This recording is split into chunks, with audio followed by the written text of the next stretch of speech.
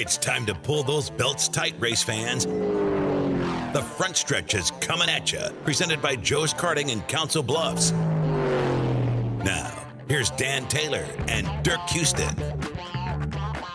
Well, good morning to you, race fans, and welcome to the front stretch, presented by Joe's Karting at Council Bluffs, online at joeskarting.com. Fast-paced, white-knuckle racing just across the river, 23rd Avenue in Council Bluffs. That is joeskarting.com, and we've reached that time of the year. I've been talking about it for about a month and a half, 2 months, because we were supposed to be at this time of year when it's chilly and brisk, and you don't want to be outside for very long, and Joe's Karting is indoors and heated, much like you got to enjoy in St. Louis a couple of weeks ago. Yeah, it was good down there.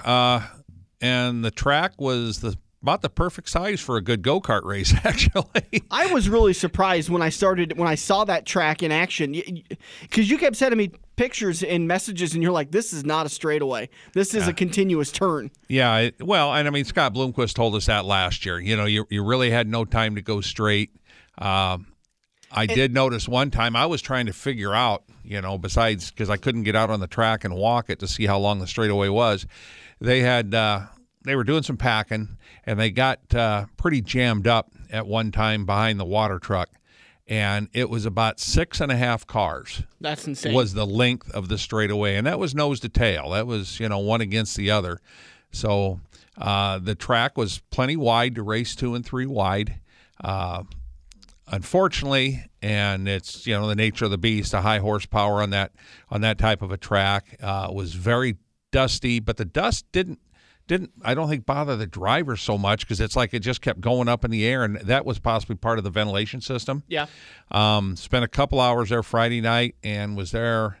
The racing started about 3:15 Saturday afternoon, and we left a little after 9. We did not stick around for the modified feature.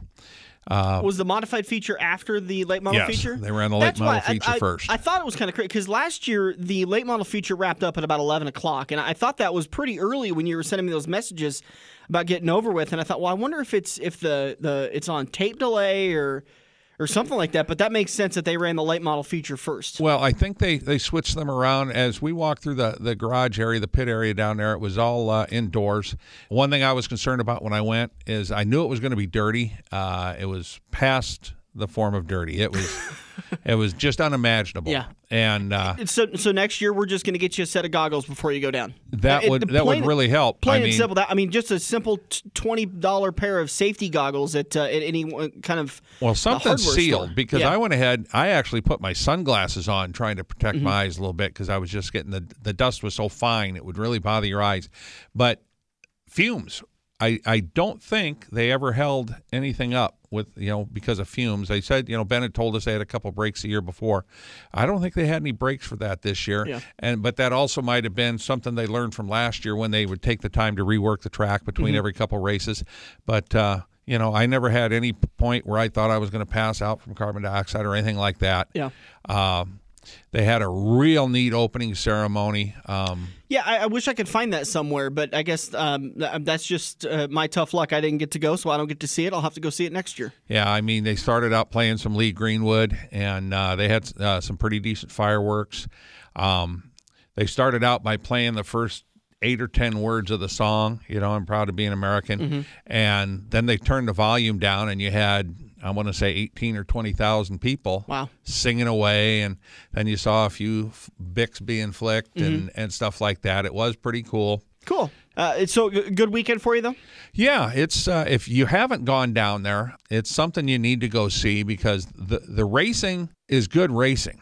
You got a lot of the top guys in the area. Bobby Pierce won the race, and he didn't get to start on the pole, but he started on the outside row, and that's like, I looked at my brother. I said, if he gets to the point, he wins. Yeah. And he actually led about the first 23, 24 laps. Then he went high trying to pass Gordy Gundaker, who had got tangled up in a spin. He had actually won one of the Friday night races. Very fast car. Shouldn't have been down that far back, but just unfortunate circumstances. And so they couldn't pass him. Yeah. But if you got tagged behind a slow car, and Bobby tried to go back to the top, and he got half a car length behind, and then he was about 5 or 6 car lengths behind. Then he got caught back up, and he was still trying to knock the wall down like Bobby Pierce does. He torn the right rear off his car. They got into a yellow flag, and rules with that they were running by, which evidently were the UMP rules. And there was a good article by Racing News that was posted by that. So go to our Facebook page. You can get complete clarification on that. But Bobby Pierce ends up getting the lead back. Yeah, so everybody was kind of concerned, and I was concerned. Wow, how do you get that spot back?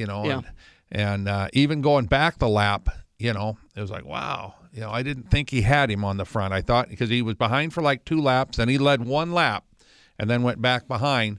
But that's when that yellow came out, so he got back to the point, and he kind of walked him then. He got out to about a 10 or 12 car length lead. And ended up picking up the win? Yeah, like 12 laps to go, and he was just catching lap traffic. And early in the race, about 10 laps in, he caught lap traffic, and you didn't know what was going to happen. They had a caution, so it saved him. And then they had 3 or 4 cautions in a row. Billy Moyer spun. I mean, some top names were having a fit on this track. But you saw a few guys like Shannon Babb, who won the Friday night last year, came from 18th or 19th starting spot to run in the top 5. Darrell Lanigan in the iRacing car for Clint Boyer started 14th, ended up 3rd, I believe.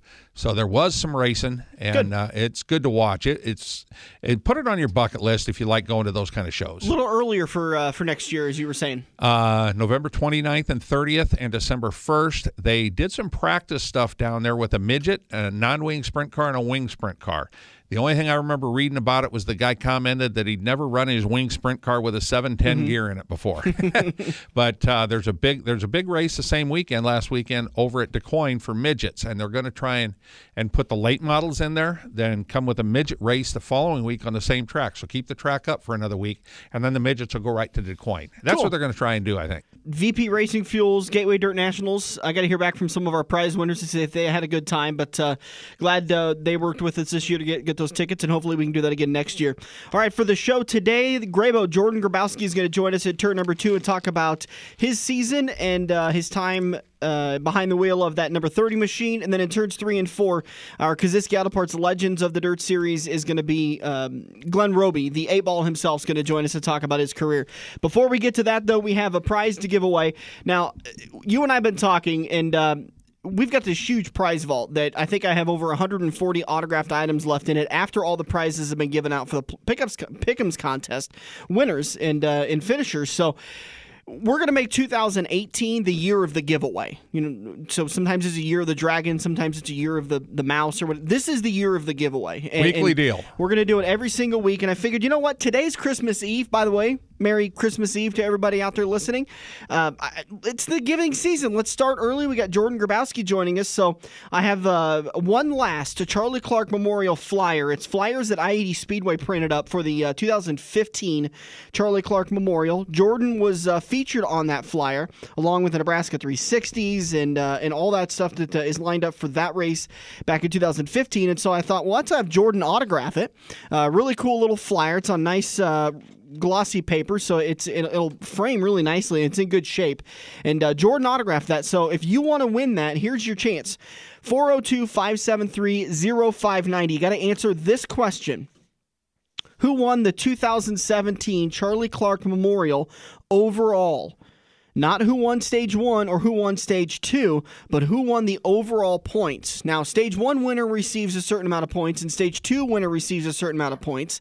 And they combine the points together. Well, everybody actually gets points in each one of the stages. They combine the two. First place, second place, third place, fourth place. A lot like a stage in NASCAR. In fact, I think that's how NASCAR figured out the stage racing thing, was they stole it from the Kosiskis and I-80 Speedway. That could be. Because it's very similar to how they do that. So they combine the points together, and then there's an overall winner. So who won the overall points for the 2017 Charlie Clark Memorial? 402-573-0590. First one to give Craig the correct answer is going to win the autographed Jordan Grabouski Charlie Clark Memorial flyer for the 2015 flyer. So, and I will get back in the office, I think, on Wednesday or Thursday. I've got some vacation I'm burning through, but I'll get back in the office and give you a call and get that arranged to mail it out to you if you're outside the Omaha area, or arrange to come pick it up. All right, we've gone long in turn 1 because we got a lot of talking to do with Jordan Grabouski in turn 2, and of course, we got a lot of talking to do with our Kosiski Auto Parts Legends of the Dirt Series in turns 3 and 4 with Glen Robey. We're going to wrap it up. We'll head over into turn number 2. We'll talk to the driver of the number 30 GRT Modified in the Midwest. Grabouski coming up next on the front stretch. We all have that coworker that runs their mouth off at how great they are. They shot a 5 under par, 95-mile-an-hour fastball, bench press 375, brah. Wouldn't you love to shut them up by schooling them at Joe's Karting? Council Bluffs' premier indoor karting track, professionally designed so each corner is your opportunity to embarrass your coworker. Call Buddy for your next company outing at 712-256-5278. Joe's Karting, white knuckle racing just across the river on 23rd Avenue next to AMC 17. This week's young gun on the front stretch is 17-year-old Devin Peterson, who just completed his 11th season. Devin is the first of his family to sit behind the wheel of a dirt track car starting at the age of 5. After 8 seasons racing cars, he racked up 93 feature wins and 4 track championships before moving on to a sport mod in 2014. Over the last 3 years, Devin has started over 140 A features, picking up 39 top 5 finishes, winning the 2017 King of the Hill at Junction Motor Speedway, and finishing top 10 in points at I-80 Speedway 3 years in a row. Devin wants to win an IMCA National Championship before he makes the move into modifieds, where he hopes to tour nationally with the USMTS or even the Lucas Oil late models if the right opportunity presents itself. For now, Devin is focused on more feature wins in 2018 behind the wheel of his Jim Dawes Trucking, Smart Chicken, Data Vision 5D Sport Mod. This week's young gun, Devin Peterson, has been presented by Kosiski Auto Parts at 51st and I Street in Omaha. This is Andrew from Kosiski Auto Parts. Kosiski Auto Parts is an insurance-quality used parts supplier that can match your foreign or domestic car or truck needs. If you have a damaged or broke-down car or truck, we guarantee a clean and quality part in next-day fashion. Kosiski Auto Parts, your neighborhood premium recycled parts supplier. Call any Kosiski Auto Parts salesman today by dialing 402-731-4592 or visit us at 5040 I Street in Omaha. Kosiski Auto Parts, our quality used parts will match your car or truck's needs. We're hooked up in turn 2 and still showing the green flag on the front stretch. Welcome back to the front stretch. Heading into turn number 2, brought to you by Quaker Steak and Lube, the official watering hole of the front stretch. Head on down to Quaker Steak and Lube today for the best wings, coldest beers, absolutely great specials down at the Lube, our favorite little watering hole over in Council Bluffs, 23rd Avenue in that Mid-America Center, Joe's Karting, AMC 17 area. If you haven't been down there yet, amazing wings, dang good burgers, dang good steaks. It's a trifecta, and plus you can wash it all down with some of the best beer America has to offer. Tuesday night. As I keep saying this kind of stuff, I'm getting more and more thirsty, so this isn't doing my sobriety isn't any good. Yeah, Tuesday night, all you can eat wings for just under $13, and they are good. They're wings. the big jumbo wings. They're not the what I call anorexic wings like you get at a restaurant down the road that gives you these little anorexic wings that you stick in your mouth and the bone's gone. It's like a toothpick, yeah. Hey, joining us on the phone now is the driver of the number 30 modified throughout the Midwest, Jordan Grabouski. Grabo, how you doing, bud? Good. How are you guys doing? We're doing pretty good. Last turn, we opened up the show, giving people an opportunity to win an autographed poster by you. It was a Charlie Clark Memorial flyer that you had autographed for me a few years ago. It was the last one I had, so I said, well, while Jordan's coming on the show, we might as well give this baby away, and maybe you can help us out with this answer as we're doing the trivia. But the question we asked, who won the 2017 Charlie Clark overall race? Not stage 1, not stage 2, but the overall points. Who won it? And that's a pretty special race for you, isn't it? Isn't it, Jordan? Yeah, it definitely is. I've known the Clark family for a while, and Ben Novotny, which is a really good sponsor of mine, him and Melissa, they've known him for 20 years, and so really good friends of the family, and that race actually is very special to us and means a lot. So especially knowing Justin and Charlie and everybody involved in the Clark family. So. And it's a really fun race to watch. I enjoy the kind of I don't know if you want to call it a spectacle, but it kind of is. It's a very unique format, a 22-lap stage 1, a 22-lap stage 2. Winner of stage 1 gets inverted, or everybody on the lead lap gets inverted for the second stage. And that was, you were in kind of a tough situation for this year's Charlie Clark Memorial. Looked like you had stage 1 wrapped up, but you got caught up into some lap traffic on the last corner. Yeah, that was kind of my own doing. I definitely would have done some things different if looking back on things, but we rebounded and had, kind of lit a fire between our tails and got it done on the second stage. So Yeah, I was pretty frustrated on the break that I let that one slip away. So I definitely wasn't going to let the second segment slip away. I knew we had the car to beat. We just needed to put ourselves in the right position, get through traffic on the second one, especially starting that far deep. And I know it's one of the funnest races that I've been a part of. So had a really good car that night.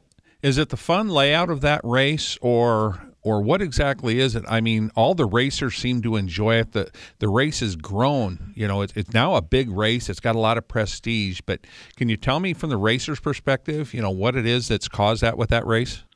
I think a lot of it is just the atmosphere of the race. You know, that it's cool. Everybody, like even the fans, get involved with the pit stop, and you know, what is it?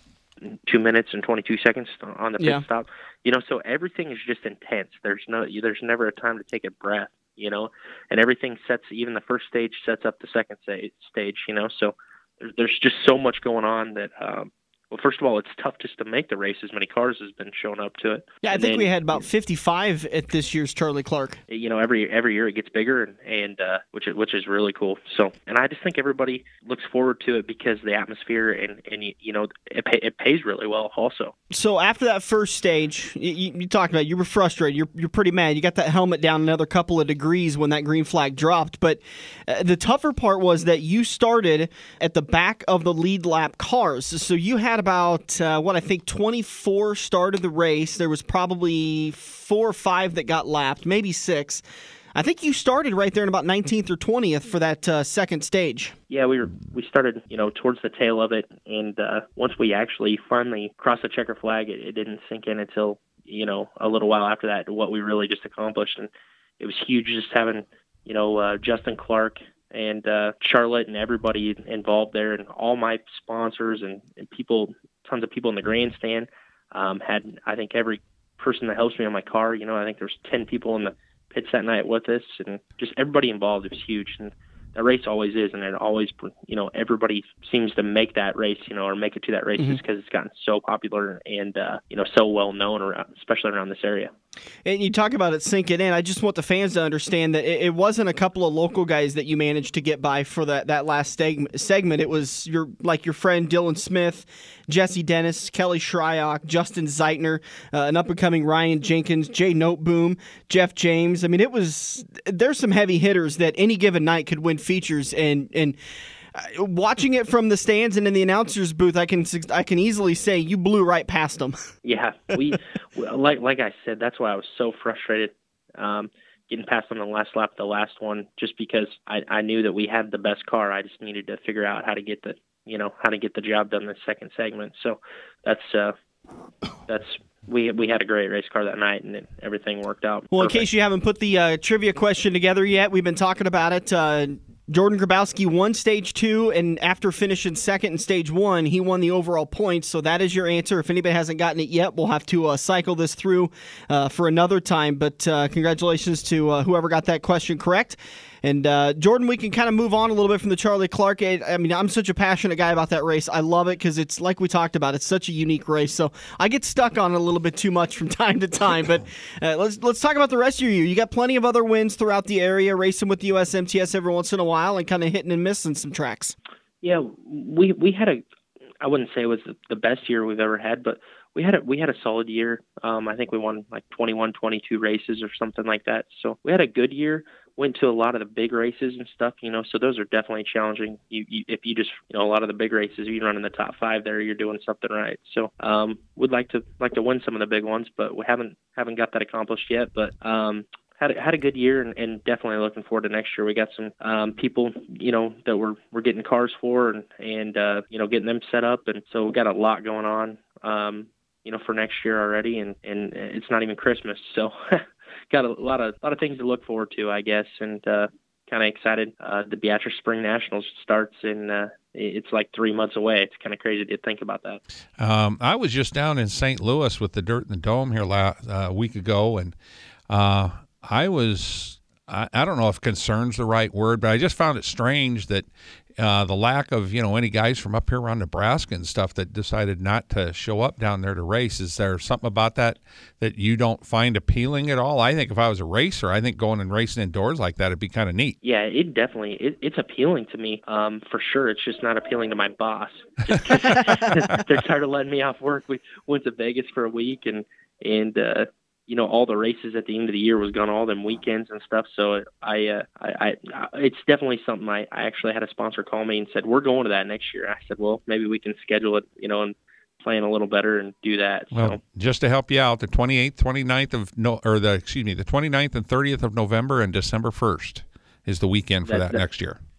Yeah, we'd love to do it. It's just a little bit different for us because we don't really run it. I think it's UMP rules, so you'd have to get some different tires and stuff. We don't run a lot of that here in the Midwest, but have to look at the rules and stuff, and definitely look into going next year. I think the popularity of that race is huge. Moving it up a couple of weeks might help too with scheduling, because it's kind of in an area where a lot of people are in Christmas mood. They're shopping, they're doing Christmas stuff, so it's kind of tough, but. Moving it up a couple of weeks might help with attendance a little bit more, and maybe get a couple more cars in the pits. Exactly. Yeah, and it looked like they had a huge attendance this year from just watching online and looking at results and stuff like that, and pictures and stuff. Looks like it's getting, gaining popularity. Talk a little bit about more about your season. You kind of talked about not being the most successful season, but you were still able to pick up wins at I-80. I wasn't able to find exact stat sheet on you, but wins throughout the area, so it can still be counted a successful season. Oh yeah, by far. I mean, there's a lot of good things that came out of this season. Running well at all the I-80 races, Beatrice races ran really well. Started off the season very well with the Spring Nationals there. So a lot of good came out of it. I just, as a racer, if you don't want more, you shouldn't be doing it, I guess. Right, there you go. We want more and just want to win the big, win some of the big races is our goal for 2018 by far. And that's what we want to do. Talk about wanting a little bit more. I know you've raced the USMTS before. Have you ever raced it full time? I've never raced it full time. Never really had the opportunity to do it. Just with having a full-time job, it's tough. Mm-hmm. It's tough being them guys are gone 3-4 weeks at a time. So that makes it really tough. But me and Terry Phillips have talked a little bit, and I'm going to run his car and race for him in the USMTS stuff and do the King of America in Humboldt. Obviously the I-80 to Silver Dollar National is going to run his car. So I feel like cool. I'll be a lot more competitive in his equipment just because he has the right engines in place and everything like that. So, well, didn't he just pick up a win in one of your cars a couple of weeks ago? Yep, he ran one of my cars at the Duel in the Desert. So I'm going to kind of field his program when we go to the big IMCA races, and he comes and races for me. And then in turn, he's going to field a car for me when we go to the bigger USMTS races. So I'm really looking forward to that. That'll be fun and just knowing that when you go to the racetrack, you have just as good a shot as anybody else to be competitive and run up front. When you're putting your schedule together for 2018 or for an upcoming race season, are you looking at a certain number of races per year, or are you looking at more the kind of the purse size to decide if you're going to go race that race? Well, unfortunately, anymore, this world's everything costs so much, so you have to look at what is justifiable to go. Mm-hmm. Driving 6 hours for a 1,000-win race anymore is tough because it doesn't even cover your fuel. So you kind of look at purse size, look at what's going on in the area. Try to. I always say that Beatrice is my home track just because the shop's 5-6 miles from Beatrice, but when I'm not racing out of town or anything, I always race there on a weekly night just because you have so many sponsors and everything.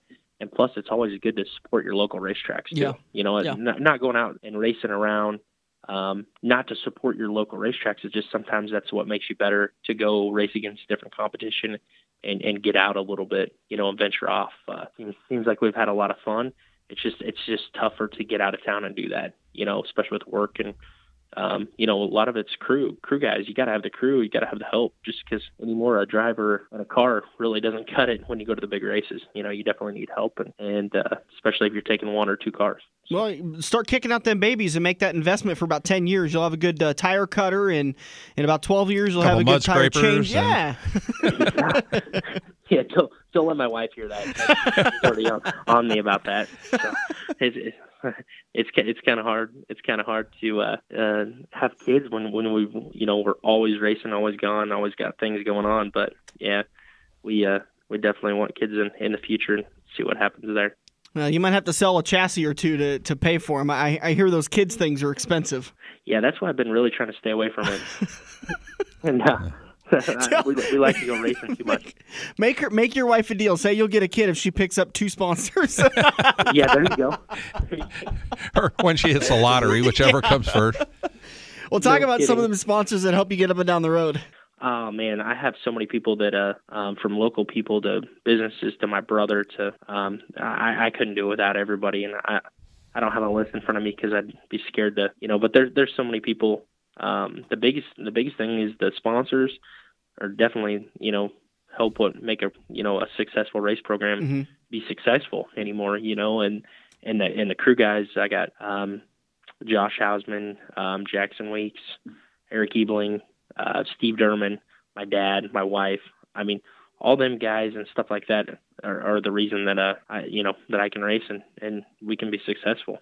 It really is. I mean, we've talked about it a little bit here and there that crewmen can be an integral part to the championship, just like your prep work at the shop before you get to the racetrack can be integral to a championship. Oh, by far. A lot of their races today are won in the shop and at the racetrack, so you just got to put the whole puzzle together anymore. But it's definitely, when I first started in a modified when I was 16, now I'm 29. We could work on the car like one night a week and, go race, kick the tires and say it's good. Now we're in the shop. Every night of the week till midnight and it's still not good enough, so it's kind of funny how things evolve and things change. Yeah.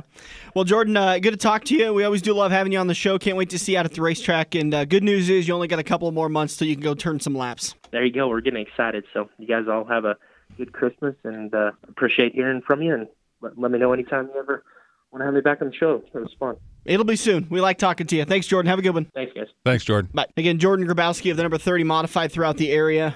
Some of those sponsors that he was talking about helping get up and down the road, Sass Farms, Kaiser Manufacturing, Francine Performance. I think I'm saying that right. The Chevy dealership that's out in that area that supports a lot of drivers. But I always enjoy when we talk to a lot of these young guns that when they're filling out their profiles, Jordan is one of those guys that if they're a modified driver, he's the one that they're looking at. And there's a handful of guys that when they show up to any one of the tracks in this area, you kind of say, oh, okay, well, it's a battle for second now, like whenever Kyle Burke shows up, you think, okay, well, it's a battle for second. And I think right now it's Jordan Grabouski and Dylan Smith. Between those two, those are probably the two best local modified drivers we have. Yeah, and I find it interesting that he's finally gotten Terry Phillips to where Terry's going to start reciprocating because I know he's driven Jordan's cars at various races for the last couple of years now. So I think that might really work out and make him a little more dangerous at some of the high dollar races. Yeah, it's I can't wait to see him back out there because he's such a clean, easygoing driver, and the only time I've ever seen him mad was after that stage 1 at the Charlie Clark Memorial. I mean, he was hot that he let that get away. He wanted to sweep that weekend so bad, and he was half a corner away from doing it. So tough break for him, but he ended up getting the win. And congratulations to whoever won that cool Charlie Clark Memorial. It was the 2015 Flyer. Take a look at that baby again. It's a really cool one that Jordan signed. He's featured on it since he was the 2014 winner, but he ended up winning the overall points for the 2017 Charlie Clark Memorial, which was the question to our answer. We're going to take a break. We're coming back in turn number 3, and we're going to kick off this weekend's Kosiski Auto Parts Legends of the Dirt Series, and we started this weekend. It's going to be probably one of the older legends that we're going to have on the show. Glen Robey. We sat down earlier this week at Quaker Steak and Lube, the official watering hole of the front stretch, and talked to Glen about his career and getting started. And I think really what we took a lot from that interview was the differences. What I was gathering a lot from that interview, and what I think I seem to be kind of stuck on, was the differences in racing back then to now, and how much they had to pioneer things. I thought that was a really cool aspect. Well, somebody had to pioneer it. I mean, it just wasn't going to invent itself. That's coming up in turns 3 and 4 for the Kosiski Auto Parts Legends of the Dirt Series. The 8-ball himself, Glen Robey, joins us. We'll be back here on the front stretch. Have you ever watched NASCAR, dirt track, or IndyCar and thought, I could do that? Joe's Karting in Council Bluffs is the place to put your money where your mouth is. Races fire off every 10 minutes, so what are you waiting for? Get to Joe's Karting on 23rd Avenue in Council Bluffs, next to the Mid-America Center, and find out how easy it is to drive a race car. Each Joe's Karting car is powered by an eco-friendly Honda engine capable of a 14-second lap. That's if you're as good as you think.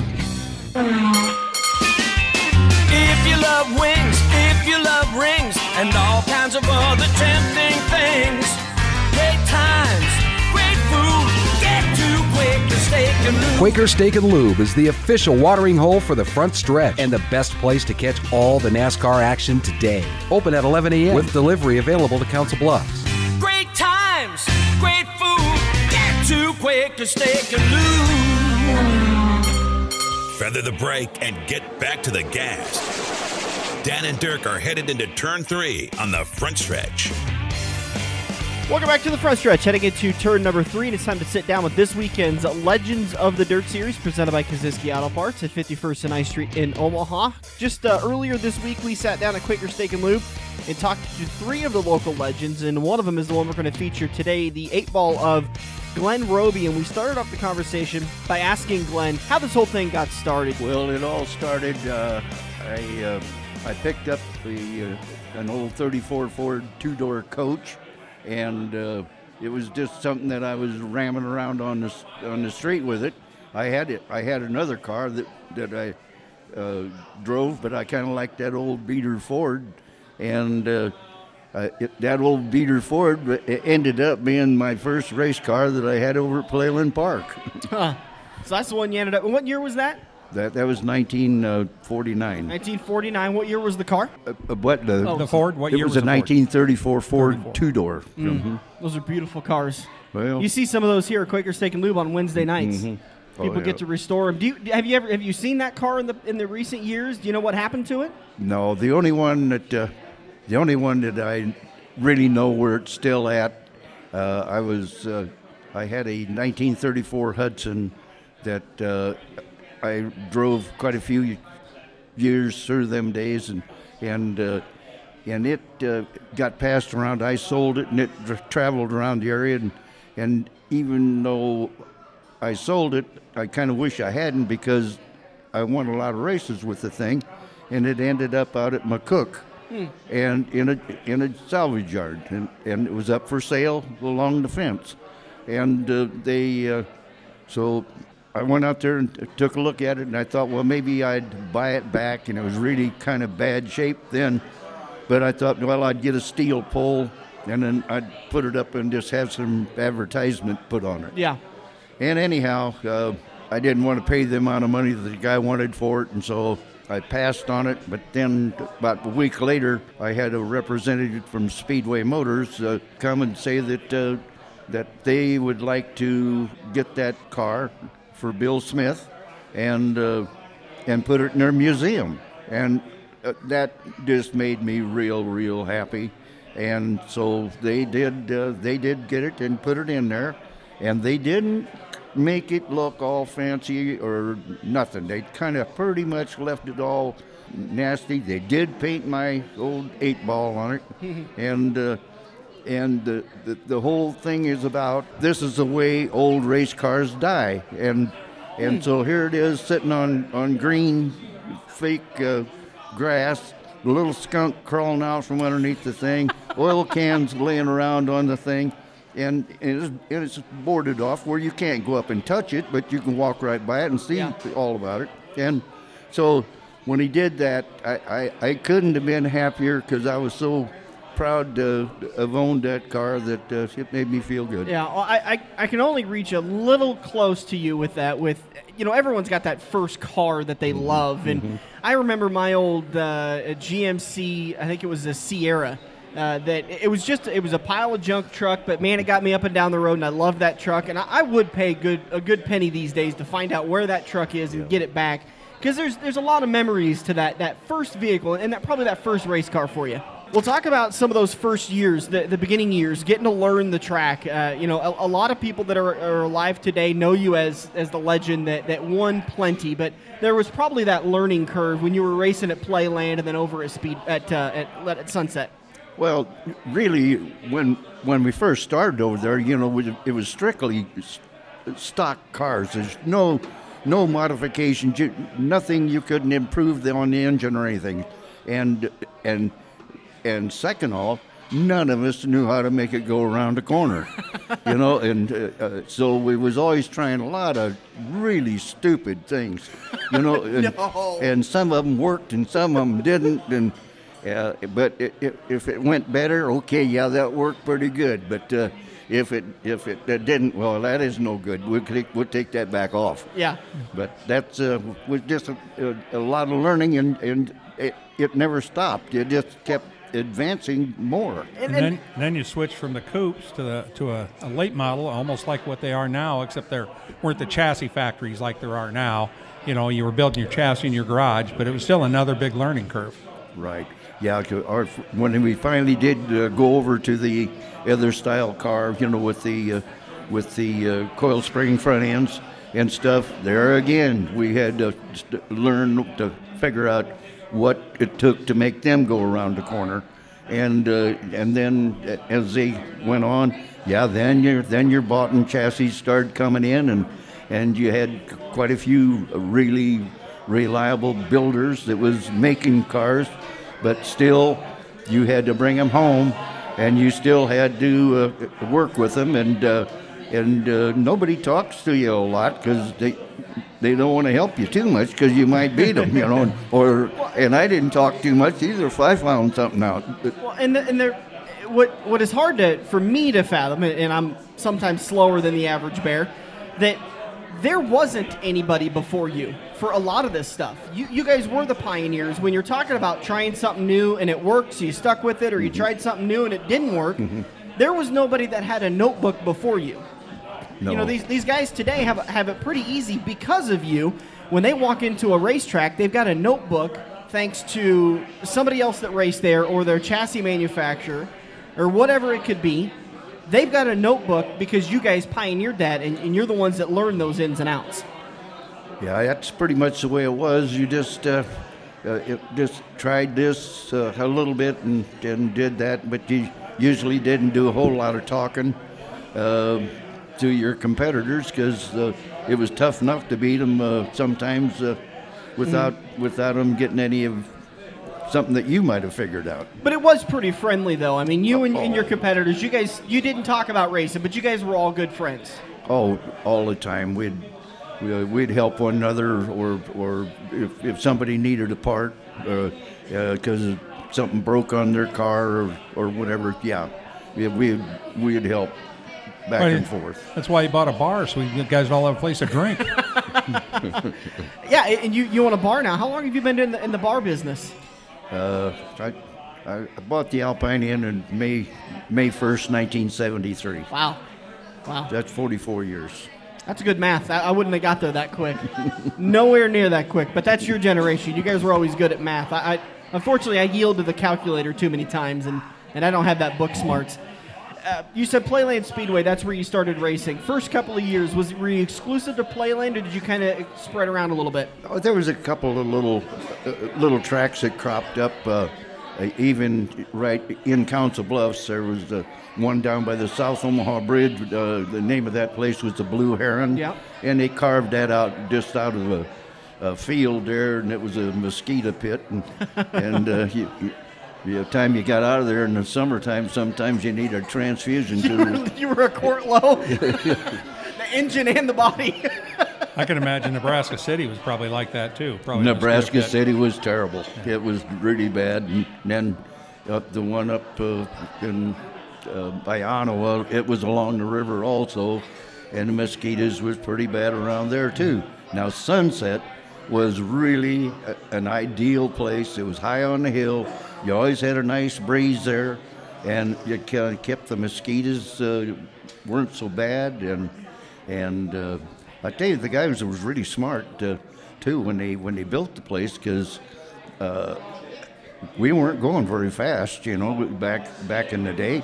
But they had the walkway in front of the grandstand kind of narrow, and the people got a chance to sit kind of close up to the track. And it seemed like to them we was going fast. Yeah. And yeah. When you get the seats back away from the track, then we're going a lot faster yet now, but it don't look quite as much. And Playland, remind me, was asphalt track, right? They did that. It was dirt when it started. Okay. Yeah, when it started, and then, see, I got drafted and ended up going to Korea, and when I come home from there in 1953, they'd blacktopped it, and I went back over there that spring, and we did not have asphalt tires. We was using everything we could find, and there was one recapper, Boylan Tire. He took and made a matrix so he could make a something that resembled a asphalt slick, but it wasn't the right rubber. Yeah. It was just not the right stuff, and so you did a lot of sliding around on that asphalt, and if a little bit of water got spilled on it, you know, you just for sure probably was going to go around. So it wasn't very good, and I just couldn't wait until he opened up Sunset. And when did Sunset open up? That was 1957. The guy knows it like the back of his hands. You really couldn't wait, could you? Well, I liked that real well, and that clay was a little bit tricky, and it would get dry slick, and you had to treat it with a little care. But it was a good, fun place to race for many, many years. Yeah, what I liked about it back then, and I can remember going there in 62, 63 and stuff, is how the cars entered on the front straightaway. Mm-hmm. You know, they had that fence, and they'd come out. So, you got to see, you were 8 foot away from that race car going by. As a 4 or 5 year old kid, that was pretty cool. Well, yeah, you bet. It was kind of a sad thing, but, you know, the people wanted the race track gone because they was expanding the housing development, housing and everything course around there, yeah. and they got offered a reasonable, good amount of money for the thing, and they still owned the property. They didn't have to give up the land. They just wanted it down. Cease and desist. Yep. Well, and we've had you on the show with a Little Sunset reunion show and talking about that stuff, and it's unfortunate. You can look at the situation and you say, boy, I sure wish they wouldn't have made that deal, but then you can't blame them because it'd have been take the paycheck or you'd have been forced out. You know, progress was going to end that track regardless. Oh, yeah. It just does make a lot of the other tracks, like down in Lincoln, Midwest Speedway, it's gone. Though there was another one, too, on 27th. It's gone, and most recently, they closed the state fairgrounds in Des Moines. Yeah. They're going to redo a bunch of stuff with that. Well, and US 30's gone now. Back to your career just a little bit. Let's talk about some of your favorite memories. And we'll start at Playland. Some of your favorite memories from there. Do you have a couple that you just like to sit back in your recliner and remember? Well, at Playland, I never ever really set the world on fire over there, but we was always pretty competitive. But as far as feature wins and stuff like that, they was hard to come by. I didn't really have a good place to work on the car because my dad he operated a standard service station, and he didn't even have an enclosure. It was had an open hoist. And oh, really? Yeah, and he did buy me an old chain hoist that I could hang in a tree so I could get the motor in and out, but that was a big help, and but it was hard work. And if you said it, I apologize, I missed it. But what age did you start really racing at? I was 19. 40. Okay. I was 19, going on 23. So over at Playland, did you see any good fights over there? I've heard some famous fights at Playland. Oh, yeah, there was a few. When you get rubbing and racing a little bit, your tempers get hot, and there's sometimes it'd actually get into it a little bit, but most of the time it'd be a shouting contest, and everybody would go on about their business, and it was over with. And nowadays, when we see in-car cameras, we see these full enclosed seats. NASCAR, the driver can hardly move. here locally at Dirt Track, it's a little less confined, but they're still enclosed seats. You guys had bucket seats. I mean, they were basically just right off the factory line. We raced with anything we could find to bolt in there that even looked like a seat. I know one time I went over to the Offutt Air Base after World War II, and there was a seat out of a trainer, a plane, and it was mostly fiberglass or plywood, and but it had the hookups on the side for the seat belt and everything. And I thought this would be really good until you got a splinter in your rear. I got banged into on the backside of Playland Park and hit the guardrail, and my car stopped going when it hit the fence, but my rear end kept going, knocked the side of the seat out. So I says, well, the plywood just isn't just going to do it. Yeah, I'm supposed to ask you about being roped in your car. Well, that was on that same time when the seat broke. My older brother, he must not have liked me very well, because he went out to the trunk of his car and he got about 30 feet of rope and come back and had that all wound around me, all around. And I was going to be able to stay in there then, but I got thinking afterwards, what if this thing would have got on fire? I don't think I would have got out very good. They didn't give you a knife to get out? No. Rope would have burned. The rope would have burned eventually. But, eventually. Yeah. But that is one of the stupid things that when you're really wanting to do something, you're willing to try it. You overlook those little things. Just got to try it. Yeah.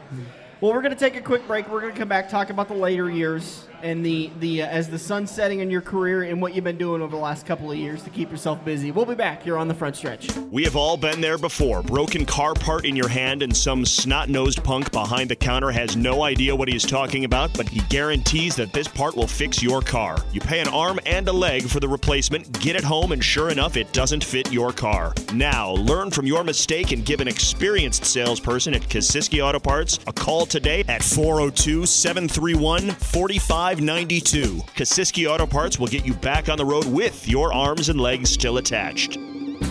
Fall has arrived, and so have the cold temperatures, but that doesn't mean you have to stay home. Get into Joe's Karting today and enjoy the Metro's largest fully heated indoor karting track. Get your friends together for a white-knuckle experience you can only find at Joe's Karting in Council Bluffs. Hours of operation, discounts, and lap times can be found online at joeskarting.com. That's karting with a K. Get to Joe's Karting today and discover Council Bluffs' best-kept secret, 23rd Avenue next to Mid-America Center. It's checkers or wreckers as we enter turn 4 on The Front Stretch, presented by Joe's Karting in Council Bluffs. Welcome back to The Front Stretch. Heading into turn number 4, continuing our conversation with the Kosiski Auto Parts Legends of the Dirt Series. Today we're talking with the one and only Glen Robey, driver of the 8-ball. Where'd that number come from? Well, all right, the first 34 Ford I had was my first stock car, and when I went down and signed up at Abe Sileski's office to get my number 8 happened to be open. Well, nobody's got a professional painter back then. It's the old hand brush and just here we go. And so I figured, well, 8 would be pretty easy. Just make 2 circles and hook them together, and so I took 8, and went up to my brother's house, and his wife was there, and we was all just talking a little bit around the car, and my sister-in-law said, why don't we just trick that up just a little bit, call it 8-ball, and so put a circle around that 8. And so, well, that sounds all right. And so they did that, and then on the back, she hand wrote out LIL, little 8-ball, and it was on that car. Well, at least you didn't tell me if you were from Iowa, you would have said, well, I had a 34, so I added the 3 and the 4, and I came up with that number 8, and that's what I was. Well, that would have worked. We may not be able to count, but we can win football games. There's an eternal bickering between Dirk and I on our football teams, and right now I think this is the first time in history my team's been able to brag a little bit. But no, we got Coach of the Year. You didn't. UFC did, or UCF, or whatever it is. Anyways, back to talking about Glen Robey. I always get a kick out of those stories about how the number came about, and that's kind of funny to me that you just looked at the sheet and you said, well, that'll be easy to paint onto the side of a car, so let's go with that. Right. And then it becomes such an iconic number.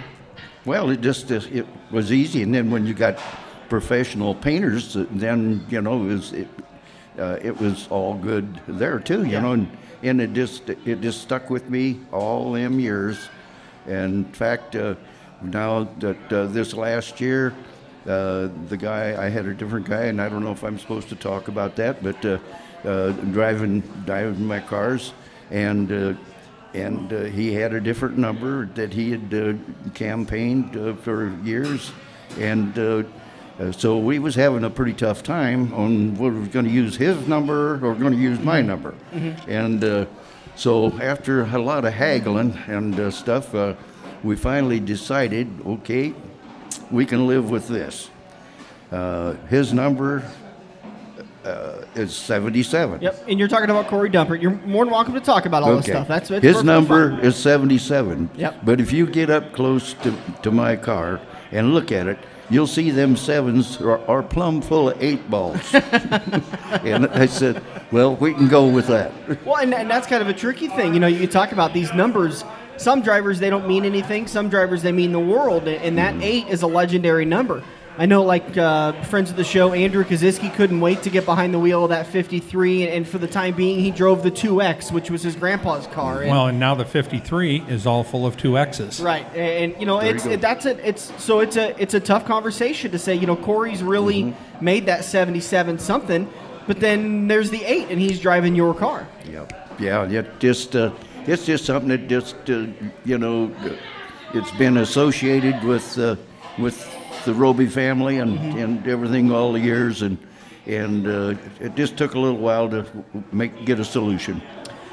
In later years, racing at Sunset, really enjoying that track. You talked about it during the last turn. You really liked the track, and its location in Omaha was very suitable for comfortable racing and comfortable fans. Talk a little bit more about that track and some of your favorite times there.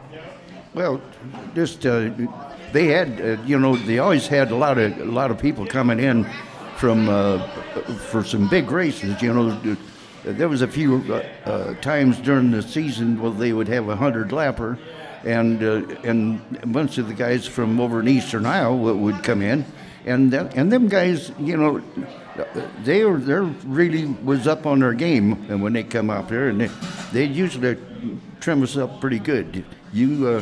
You had to have an awful good car to beat them. But there was some of the boys that done all right, but it was hard. But so you had a mixed batch of people coming in to that track because it was so well known. They was coming from Grand Island and out west in Nebraska, up from Norfolk and everywhere. So you got a mixture of everybody coming to that track at some time or another. Go back to that a little bit. You talk about you're only as good as your competition, and when those other guys would come in, I think you mentioned Iowa, when they would come in from that state, that you would realize that, you know, their level is just a little bit above yours, or they would put a licking on you guys, as you kind of said. That how did you step your game up after that? Well, you just try harder, but you know, then it's hard to gain because they're learning things too. And then I'll tell you another thing: the guys that would come up from up in the Dakotas come down, and they was pretty tough too. They had a pretty good batch of cars. Yeah. Do you ever go up there and race with those guys to try to get a little bit different experience? I went up to the place up in northern Iowa, Spencer, and that was a big old flat, dusty half-mile track. Yeah. And I went up there year after year, and they just beat my tail feathers off. And you know, so right toward the end, I was still on gasoline, and most of them guys was running methanol, and it was on a Sunday afternoon, and it was real dusty, and cars was wrecking, and it was yellow flag, and here I am with a full, big, nice, good tank of gas, and they was running out of alcohol, and they was falling off along the side, and they'd roll to a stop, and I thought, man, I beat that guy. And so anyhow, that last time I was up there, I didn't win it, but if it would have been much farther, I would have. Yeah. But I did win enough money that my youngest daughter, she got a helicopter ride out of it. I got paid for her a helicopter ride, and we always enjoy going up there. But if any place that I ever got beat up, boy, that place beat me up bad.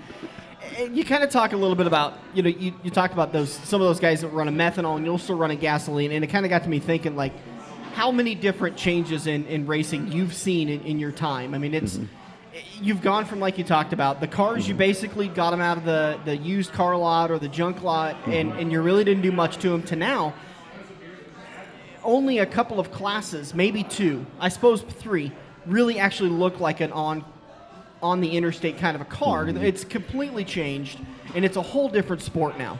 Oh, definitely. It's of course, we've been doing it, for quite a few years, and they have just completely switched over to hardly nobody goes to the salvage yard hardly now and prepares a car. Yeah. If you don't have a bought-in chassis and the technology that's into those, and the good steel and all the working components that you can bolt onto it, you haven't got a chance. Yeah. Do you think that's kind of a shame? I mean, I don't want to talk bad about it. There's plenty of people that are doing that on Facebook, because I do enjoy racing today.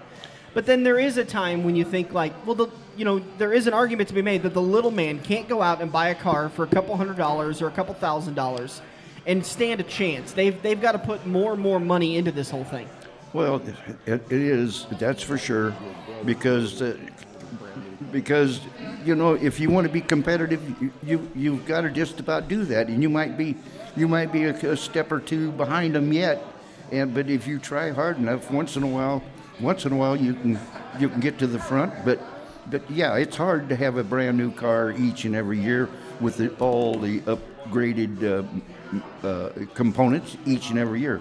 Right now, the big thing on the whole car right now is the shock absorbers. Yeah. The shock absorbers right now cost way more than the whole car cost just a short time back. Yeah. And it's a shame, because the guys who are making money off the sport are realizing that's where the money is, so it increases. Oh, they need shocks? Well, instead of $600, what this should cost, it's now $1,000, because that's what people because that's what I say. Let's talk more into your days at Sunset, and I think, Dirk, you got a question for him. Yeah, I got a question. I can remember something. What about the time you kind of borrowed your brother's motor? That's a good grin. That was kind of a touchy question. Uh-oh. Well, my younger brother had a brand new 57 Chevy V8, and he still owed money and everything. And I had a 32 Chevy Coupe that I had a wild dream about taking it up and racing it at the Iowa State Fair, clear back in the old Coupe days. And so then they had a race out at Sunset, and it was a race of run what you brung. So it was pretty much open. Yeah. Bring whatever you want. We took that 57 Chevy motor out of there and had a, the power package with the 4-barrel and everything, and put it in that little 32 Ford Chevy, and it just run real good, and I run it 2 or 3 times, and I won just about every time I run that car. but my dad was not very happy. He was holding the mortgage. And did you borrow that motor from your brother, or did you quote unquote borrow it? Requisition? What word would you use? I borrowed it, but with his consent, because he kind of wanted to do it too, but Dad didn't really want that. Did your brother ever race? No. Were you the only one in your family? My older brother Vern, yeah, he run a little bit, but not just maybe 4 or 5 years. Yeah. And was it kind of a family thing where the brothers would come and help you in the pits, or your dad, or anything like that? Oh, yeah, my dad, he was always helping me with tires, just old stock size tires running on the street that would fit a 34 Ford or a 40 Ford or whatever, and things like that. But and he'd probably help me trying to get the motors together a little bit, and so. But motors now. Yeah. I don't know if I'm allowed to talk about motors or not. There's no holding back on this show. Talk about the illegal ones. Okay. Well, all them years that I've always pretty much did most all of my own motor work. I used to have my own repair shop and stuff, and I would have to go to a machine shop to get maybe the boring done and some of the machine work done that way. But I did most all of them. And last year, I had the worst year with motors that I've ever had in my whole career. We broke 5 motors last year, and they had some pretty good stuff in them. But people come up to me and said, "What's going on?" I says, "I don't know, but I'm the guy that you got to look at, because I'm the guy that put it together." Well, and this is the frustrating thing. You talk about you're the guy that put it together, but a lot of these engine manufacturers, check clears the bank, and you're just a name on a sheet. They don't really care. Your engine blows. Yeah. Well, you're a customer again. I'll sell you another engine. Some of them will back up their stuff, but that's a very critical part of the car. Obviously, that it makes it go and go fast and go long. But that's got to be really tough to see that many engines let go. Well, that was completely unreal for us to lose that many motors going up in smoke. But I'll tell you another thing too. We never was turning the motors as hard as we did last year. Yeah. We was turning up to 82, 8300, and I tell you what, that's probably what was killing them. And so if I get going this year again, I just gotta see if I can make them so they don't have to quite get up that high and still be strong enough to live. That's crazy, pushing those kind of RPMs. You're talking about, I've heard anywhere of 8,500 to 9,000 RPMs. Yeah. What were you guys turning back in the day? Oh, back in old flathead days and stuff like that, you was probably turning less than maybe 3,800, 4,000 at the most. I don't even think we ever got to 4,000. But I would have liked to seen a chip rule come in where you had to run like a no more than an 8,000 chip. Yeah. Because if you turn any motor up to 8,000 and we're all equal at up to 8,000, okay, that's going to really make the competition really tough and make it all competitive, and more motors will live and not broke. Yeah. Every 100 RPMs, you're talking about another zero, or another $100, $200, $300. When you're talking about building these engines that can last that long. Yeah, you definitely save some money by putting a chip in it. And it will make a bit of difference to the crowd when you're out there running around that 7,800 to 8,000. They won't see a bit of difference in the speed. I mean, it'll be a good competitive race, and it'll be easier on people's pocketbook. Well, your IMCA mods are running, what are they running, 7,600 chip, I think, or something like that? Something like that. Yeah, we're running down to the end of our time here, and I apologize. We didn't get to talk near about enough, but a half hour is not enough to talk about your career. I wanted to talk about something that is obviously near and dear to a lot of people. Veteran, right? You said you were drafted to go serve in Korea? That's right. Thank you, sir. Yep. Thank you. Thank you for having me. Do you mind talking a little bit about your time in the war? Well, right. Do you have any racetracks in Korea? Yeah, well, it took me out of an awful nice race car, I will say that. Because I know you would have souped up a Jeep if you would have got your hands on one. I was driving a car for the Williams brothers out of Shenandoah, and it was a winner. And and it took me off of that, and so I lost that ride. You said you got drafted, and I'm currently watching a series on PBS about the Vietnam War, and drafting then was, for the Vietnam War, was much different than drafting for Korea. When you got drafted, you were probably like, okay, I'm going. Let's go do this. I'll go do my 2 years or 3 years or whatever. It wasn't like it was in Vietnam, where it was such an opposed war.